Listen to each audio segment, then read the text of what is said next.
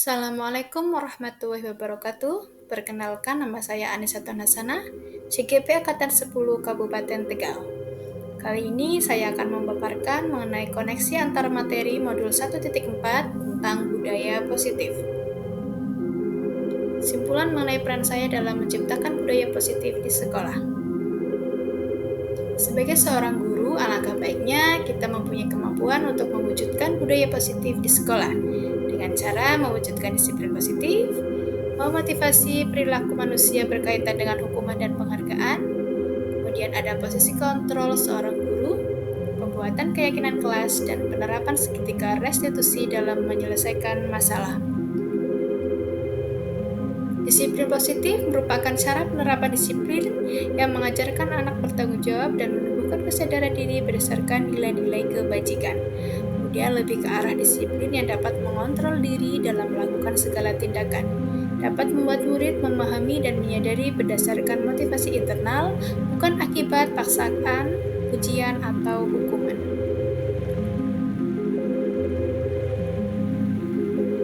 Motivasi perilaku manusia ada motivasi eksternal dan motivasi internal.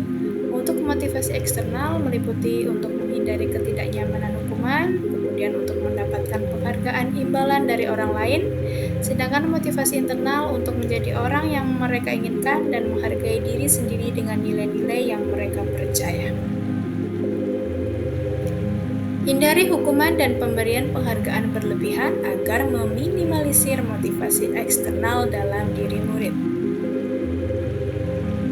Ada 5 posisi kontrol seorang guru sebagai penghukum, pembuat merasa bersalah, pemantau, teman, dan manajer. Sebagai seorang guru, seharusnya posisi kontrol itu dalam tahap manajer, yaitu guru berbuat sesuatu bersama murid, mempersilahkan murid mempertanggungjawabkan perilakunya, dan mendukung murid agar dapat menemukan solusi atas permasalahannya sendiri.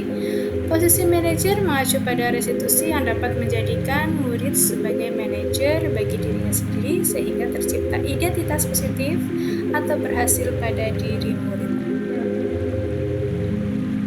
Keyakinan sekolah atau kelas. Guru berperan dalam terbentuknya keyakinan sekolah atau kelas dengan adanya kesepakatan antara guru dan murid.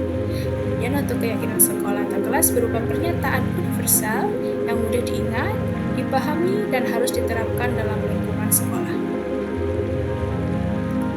Segitiga restitusi dalam penyelesaian masalah.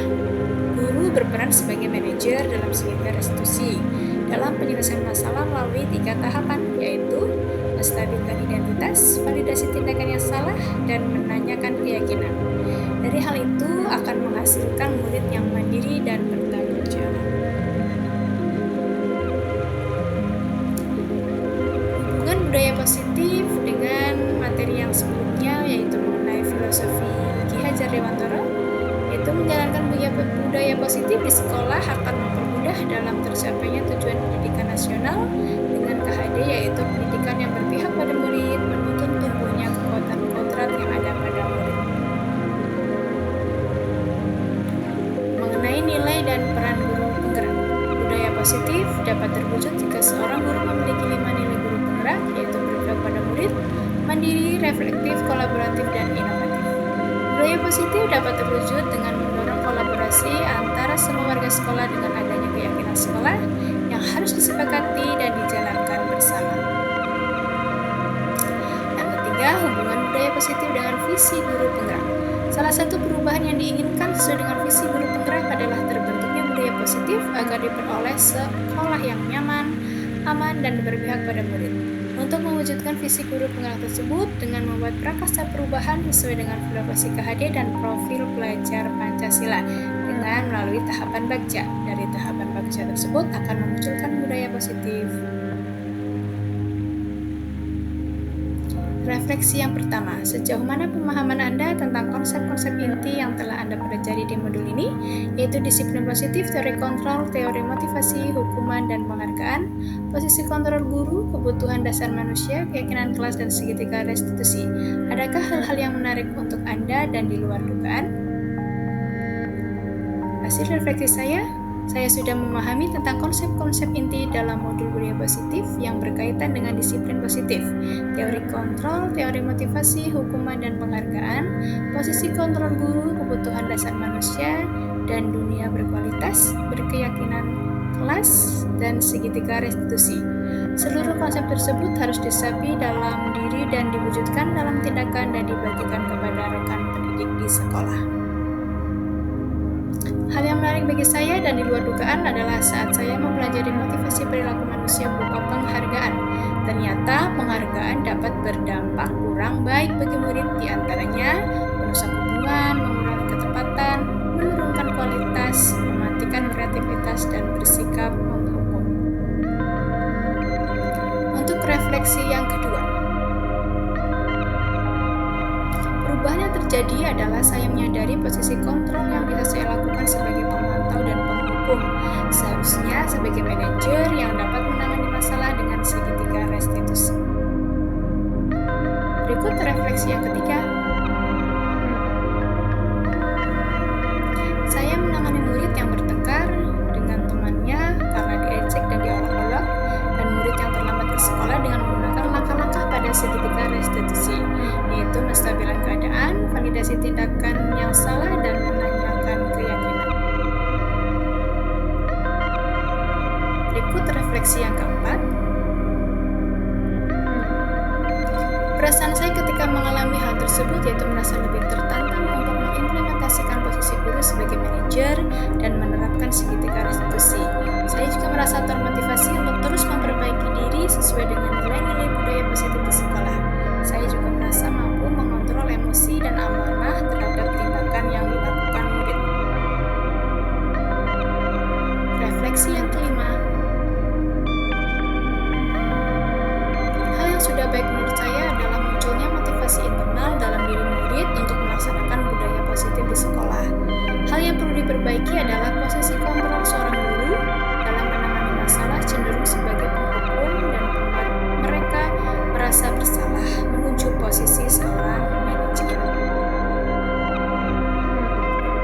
Berikut refleksi yang keenam. Sebelum mempelajari modul ini, posisi saya adalah pemantau dan penghukum. Hal ini membuat saya merasa bersalah ketika harus memberikan hukuman kepada murid sesuai dengan tindakan yang dilakukan.